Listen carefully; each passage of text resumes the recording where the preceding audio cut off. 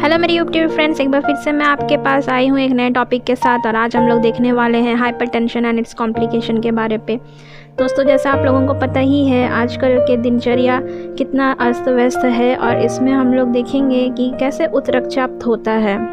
ठीक है, हाइपरटेंशन का हिंदी वर्जन नेम है उच्च रक्तचाप। तो उसी के बारे आज हम लोग देखेंगे। ये बहुत बेसिक सा टॉपिक है, इसमें क्या क्या कॉम्प्लिकेशंस होने वाले हैं उसके बारे में भी हम लोग देखेंगे। तो चलिए वीडियो को बिना लेट करे हम लोग शुरू करते हैं।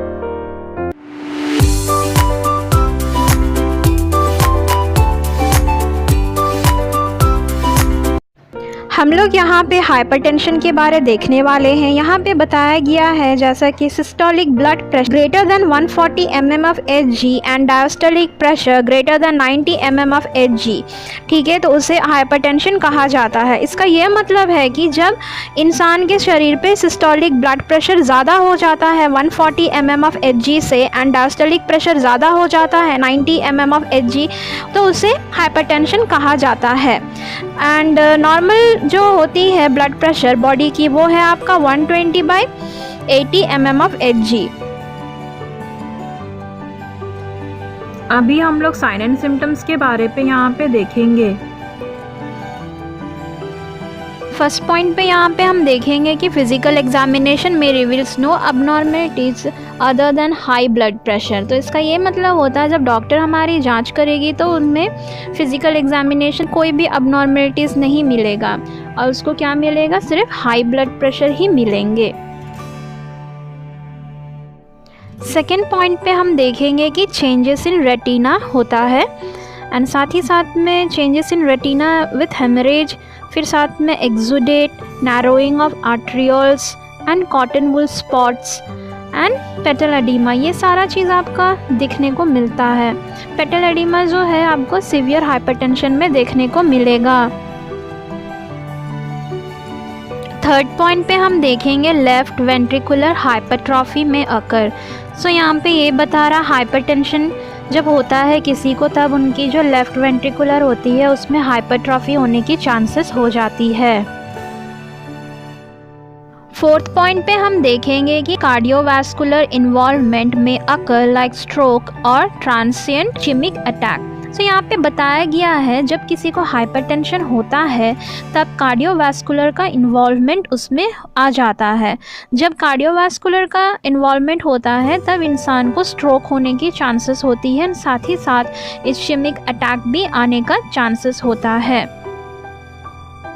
फिफ्थ पॉइंट पे हम देखेंगे कि ऑल्टरेशन इन विजन और speech, dizziness, weakness, a sudden fall and permanent hemiplegia. यहाँ पे ये बताने की कोशिश किया जा रहा है जब किसी को हाइपरटेंशन होता है तब उनका जो है आँखों में दिक्कत आने लगती है, वो ठीक तरीके से देख नहीं पाते, उनका जो बात करने का तरीका है वो भी ढंग का होता नहीं है, जो स्पीच होती है, बात करने का जो टाइप होता है उसमें स्लर्सीनेस आने के लगता है। ठीक है, लड़खड़ाने लगता है वो लोग, ठीक है, ठीक से बात नहीं कर पाते हैं वो। ठीक है, डिजीनेस मतलब सिर घूमने लगता है, एंड साथ ही साथ में उनका जो है वीकनेस आ जाता है, बहुत ज़्यादा कमज़ोरी लगती है वो उनको, एंड साथ ही साथ वो अचानक से गिर जाते हैं। किसी को भी जब हाइपरटेंशन बहुत ज़्यादा होता है तो उसको सिर घूमने लगता है, वो अचानक से गिर जाते हैं, एंड बहुत ज़्यादा हाइपरटेंशन होने के कारण से उन्हें आधा लकवा मारता है, जिसे हम हेमीप्लेजिया भी कहते हैं। ठीक है, कभी कभी ऐसा भी होता है कि पूरा भी पैरालिसिस होने की चांसेस होती है, और कभी कभी आधा पैरालिसिस होने का चांसेस होता है, जिसे हम हेमीप्लेजिया कहते हैं। तो दोस्तों, अभी हम लोग कॉम्प्लिकेशंस के बारे में देखेंगे जो हम लोग को देखना था, बहुत देरी तक हम लोग ने वेट किया। तो चलिए हम लोग कॉम्प्लिकेशंस के बारे में देखेंगे।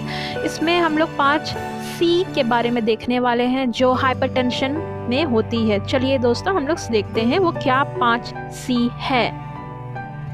हाइपरटेंशन के जो कॉम्प्लिकेशंस होते हैं उसमें से पहला कॉम्प्लिकेशन, और हम बोल सकते हैं पहला C जो है, वो आपका कोरोनरी आर्टरी डिजीज़ है। यहाँ पे ये बताया जा रहा है लाइक कोरोनरी आर्टरी डिजीज़ में बोला गया है high blood pressure can leads to thickening and hardening of arteries. This make coronary arteries more vulnerable for blocks from blood clot. तो इसका ये मतलब होता है जब किसी को हाई ब्लड प्रेशर होती है तब उसकी जो आर्टरीज़ है वो हार्ड होने लगती है और साथ ही साथ वो थिक होने लगती है। थिक मतलब मोटा, ठीक है, और हार्ड मतलब सख्त, तो वो होने लगता है, ठीक है। और बाद में ये बताया जा रहा है धीरे धीरे करके जो है वो कोरोनरी आर्टरीज़ को क्या करने लगती है, ब्लॉक करने लगती है फ्रॉम ब्लड क्लॉट्स, ठीक है। ब्लड क्लॉट्स से क्या होने लग जाता है, वो ब्लॉक होने लग जाता है।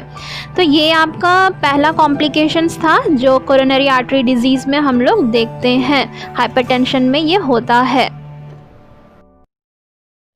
सेकेंड सी हम देखेंगे कार्डियक अरेस्ट के बारे में। यहाँ पे बताया गया है damage in the coronary artery leads to insufficient supply to myocardium. This can leads to cardiac arrest और हार्ट अटैक। सो यहाँ पे ये बताने की कोशिश कर रहा है अगर डैमेज हो जाता है आपका कोरोनरी आर्टरी में तब क्या होगा, इनसफिशिएंट ब्लड सप्लाई होगा, ठीक है, हार्ट मसल्स को, जिसे हम मायोकार्डियम कहते हैं, ठीक है। इसके कारण से वो हार्ट अटैक होने का चांस रहता है या फिर कार्डियक अरेस्ट होने का चांस रहता है। तो ये भी एक बहुत बड़ा कॉम्प्लिकेशन है हाइपरटेंशन का। किसी को भी अगर हाइपरटेंशन होता है तो उस बंदे को कार्डियक अरेस्ट होने का बहुत बड़ा चांसेस रहता है।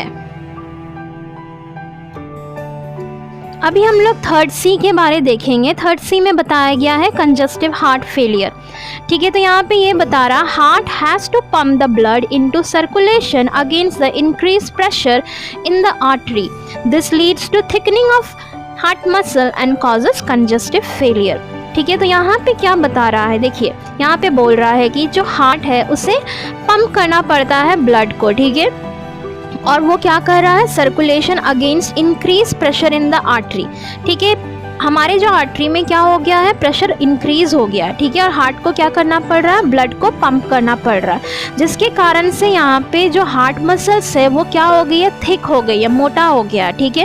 एंड अल्टीमेटली क्या कॉज हो रहा है, यहाँ पे कंजस्टिव हार्ट फेलियर कॉज हो रहा है, ठीक है। तो यही चीज़ है यहाँ पे, ये आपका हाइपरटेंशन में होता है और ये one of the major complications है, ठीक है। कंजस्टिव हार्ट फेलियर, जिसको भी हाइपरटेंशन होता है उसे कंजस्टिव हार्ट फेलियर होने का चांसेस होता है।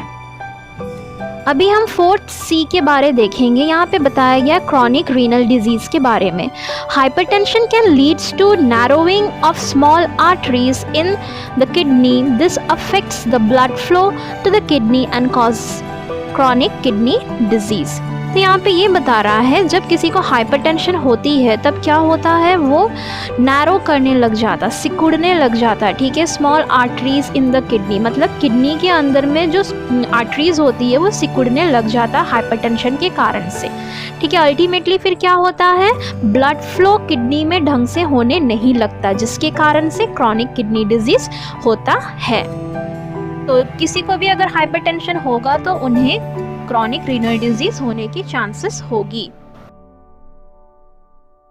फिफ्थ सी हम देखने वाले हैं, यहाँ पे सेरेब्रोवास्कुलर एक्सीडेंट के बारे हम देखेंगे। यहाँ पे बताया गया है हाई ब्लड प्रेशर में leads to arteriosclerosis and arteriosclerosis in the artery supplying blood to brain and blocks the blood supply to brain cell. This leads to cerebrovascular accident. तो यहाँ पे ये बताया गया है अगर किसी को हाई ब्लड प्रेशर होती है तो क्या लीड्स होता है, आर्टेरियोस्क्लेरोसिस एंड आर्टेरियोस्क्लेरोसिस हो जाता है उनको, जिसके कारण से जो आर्टरीज है वो सप्लाई करती है ब्लड ब्रेन को, बट वो ब्लॉक कर देती है blood supply to the brain cell, जिसके कारण से क्या हो रहा है, सेरेब्रोवास्कुलर एक्सीडेंट लीड करता है, ठीक है। तो ये ज़्यादातर हाइपरटेंशन जिसको भी होता है उन्हें सेरेब्रोवास्कुलर एक्सीडेंट होने की चांसेस होती है। जब अगर हमारे ब्रेन सेल्स को ब्लड सप्लाई मिलेगा ही नहीं तो फिर ब्रेन सेल्स काम कैसे करेगी, जिसके कारण से आपका सेरेब्रोवास्कुलर एक्सीडेंट होने का चांसेस होता है। तो दोस्तों आशा करती हूँ कि आपको आज का टॉपिक समझ में आ गया होगा हाइपरटेंशन के बारे में और हाइपरटेंशन की कॉम्प्लिकेशंस के बारे में, ठीक है। आज हम लोगों ने बहुत बेसिक रूप से देखा है कि हाइपरटेंशन होता क्या है, ठीक है, उसके साइन एंड सिम्टम्स हमने देखा और उसकी जो बहुत बड़े कॉम्प्लिकेशंस है उसके बारे में हम लोगों ने आज देखा है। आशा करती हूँ कि आप लोग ये सब भूलोगे नहीं कि हाइपरटेंशन होता क्या है और उसकी क्या क्या 5 से ये बहुत महत्वपूर्ण है, हमारे दिनचर्या के लिए बहुत ज़रूरी है। अगर हमें पहले से नॉलेज रहेगा कि कॉम्प्लिकेशंस हाइपरटेंशन में क्या क्या होते हैं, तो अगर हम ऐसे कुछ महसूस करते हैं कि अरे हमें कुछ ठीक से दिखाई नहीं दे रहा, डिजीनेस हो रही है, तो हमने क्या करना चाहिए, तुरंत हमारे नियर बाय हॉस्पिटल में जा कर के हमें चेकअप कराना चाहिए। दोस्तों, जो लोग मेरे चैनल को सब्सक्राइब नहीं किए हो, कृपया करके मेरे चैनल को सब्सक्राइब कर लीजिए ताकि आपको ऐसे ही मेडिकल के और भी नए नए टॉपिक्स के बारे में ज्ञान मिलते रहे। चलिए मिलते हैं फिर से आपको नेक्स्ट वीडियो में। आप सबसे मिलती हूँ नेक्स्ट वीडियो में। Till then bye bye, take care, peace, thank you.